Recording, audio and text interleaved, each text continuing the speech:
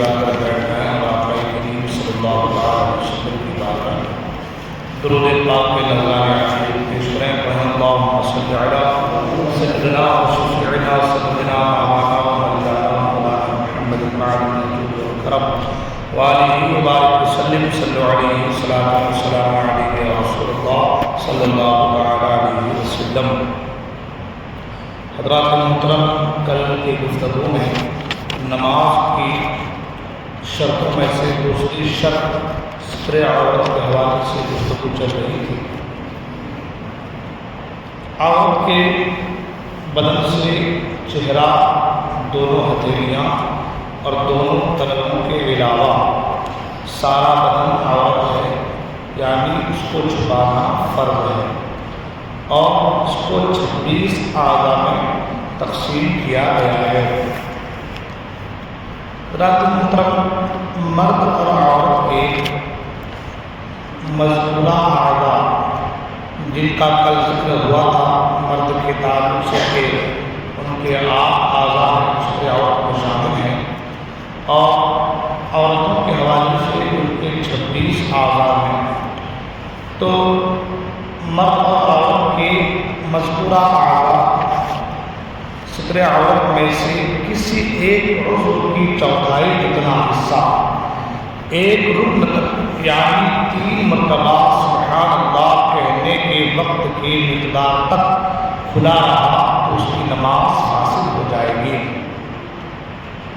کل کے گفتگو میں نے کہا تھا کہ ہر ایک عضو کا ذکر اس لیے کیا گیا ہے، یوں تو عورت کا پورا بدن عورت ہے چھپانا ہے، لیکن اس کے عضو کو، پارٹس کو الگ الگ بیان اس لیے کیا گیا ہے تاکہ کوئی بھی ایک پارٹس، ایک حصہ، اس کا چوتھائی حصہ اگر کھل جاتا ہے نماز کی حالت میں تو ایک رکن یعنی 3 مرتبہ سبحان اللہ کہنے کے وقت کی مقدار تک اگر وہ عضو کا چوتھائی حصہ کھلا رہا تو نماز حاصل ہو جائے گی۔ اگر نمازی نے مذکورہ اعضاء میں سے جو ذکر کیا گیا ہے ان اعضاء میں سے کسی ایک عضو کی چوتھائی قصداً کھولی، یعنی جان بوجھ کر کھولی، اور اس کے بعد فوراً چھپا لیا،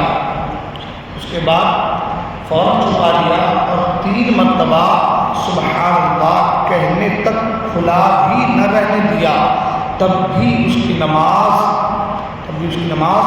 عضو کی چوتھائی کے کھلنے کے وقت ہی فوراً فاسد ہو گئی، کیونکہ وہ جو پہلے والا مسئلہ ہے کہ 3 مرتبہ سبحان اللہ کہنے کی وقت کی مقدار تک کھلا رہا نماز فاسد ہو جائے گی، وہ کب ہے؟ وہ جب کہ خود بخود کھل جائے تب ہے، اور کوئی جان بوجھ کر اسے کھول رہا ہے تو اب وہاں پر 3 مرتبہ سبحان اللہ کہنے کی مقدار تک کھلا رہنا یہ ضروری نہیں ہے، جان بوجھ کر وہ جب کھولے گا فوراً اس کی نماز حاصل ہو جائے گی۔ اگر نماز شروع کرتے وقت مذکورہ اعضاء میں سے کسی عضو کی چوتھائی کھلی ہے، یعنی اسی حالت میں تکبیر تحریمہ اللہ اکبر کہی تو اس کی نماز شروع ہی نہ ہوئی، ہے نا؟ یعنی کہ نماز شروع کرتے وقت اس کے بدن کا وہ حصہ ستر عورت میں شامل ہے، تو اس حصے کا چوتھائی حصہ وہ نماز شروع کرنے سے پہلے یا شروع کرتے وقت وہ کھلا ہے، اس کے بعد وہ تکبیر تحریمہ کہہ رہا ہے، اس کی نماز شروع ہی نہیں ہوئی، اس لیے کہ جو ستر عورت ہے یہ نماز کی شرطوں میں سے ایک شرط ہے، اور جو چیزیں شرط میں شامل ہیں ان چیزوں کو نماز سے پہلے کا ہونا ضروری ہے، ان چیزوں کا نماز سے پہلے ہونا ضروری ہے، شرط ہے، اور جب وہ نماز سے پہلے ہی وہ چیز پائی نہیں گئی تو اب چاہے 3 مرتبہ سبحان اللہ کے نمبر کھلا رہے یا نہ رہے اس کی نماز سرے سے شروع ہی نہیں ہوئی۔ عورتوں کا وہ دوپٹہ کہ جس سے بالوں کی سیاہی چمکے، یہ مفسد نماز ہے۔ اس مسئلے پر بہت دنوں سے اس مسئلے کو پڑھا بھی جا رہا ہے، سن بھی رہے ہیں۔ لوگ کہتے ہیں وہ سفید دوپٹہ ہے جس سے بال چمکتے ہیں۔ سفید یا لال یا کالے پیلے کی بات شمار یہاں پہ نہیں ہے۔ بات یہ ہے کہ کوئی بھی ایسا دوپٹہ، ایسا کپڑا کہ جس کے اوپر سے بال کی سیاہی چمکے نظر آئے، اس دوپٹے سے نماز نہیں ہوگی۔ ٹھیک ہے۔ عورت کا چہرہ اگرچہ عورت نہیں لیکن غیر محرم کے سامنے چہرہ کھولنا منع ہے، اور اس کے چہرے کی طرف نظر کرنا اور دیکھنا غیر محرم کے لیے جائز نہیں ہے نا۔ عورت کا چہرہ اگرچہ یہ عورت نہیں ہے، یعنی اس کو پردے میں، ستر عورت میں اس کو شمار نہیں کیا گیا ہے۔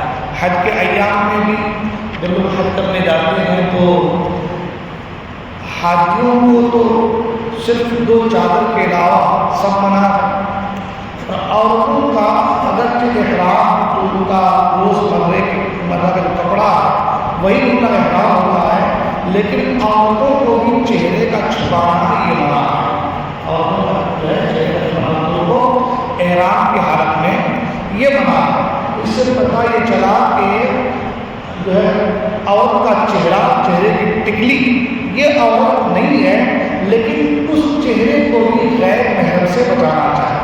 حج کے ایام میں بھی اس کا علماء کرام نے الگ الگ اس کے تعلق بتائے کہ آگے پنکھا رکھ لے، کبھی ہٹا لے، کبھی کر لے، تاکہ پردہ آپ بنا رہے ہیں۔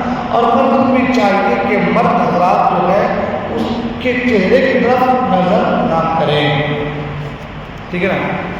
تو بہت سے لوگ یہ بھی کہتے ہیں کہ اسلام کے حوالے سے کہ اسلام میں پورے وجود کو چھپانے کا ہے، پر چہرے کو چھپانے کے لیے منائی نہیں ہے، یعنی چہرے کو کھلا رکھ سکتے ہیں۔ اور کہتے تھے انہوں نے کہا کہ چہرے کو کھلا رکھنا، چہرے کو کھلا رکھنا یہ اسلام میں منع ہے، اسلام میں منع ہے، منائی نہیں ہے ایسا نہیں، اسلام میں منع ہے، لیکن حکم یہ ہے کہ نماز میں جو ہے چہرے کی ٹکلی یہ ستر عورت میں شامل نہیں ہے، اس ستر عورت میں شامل نہیں۔ ورنہ آپ دیکھیں قرآن مجید میں صراحتاً ذکر ہے کہ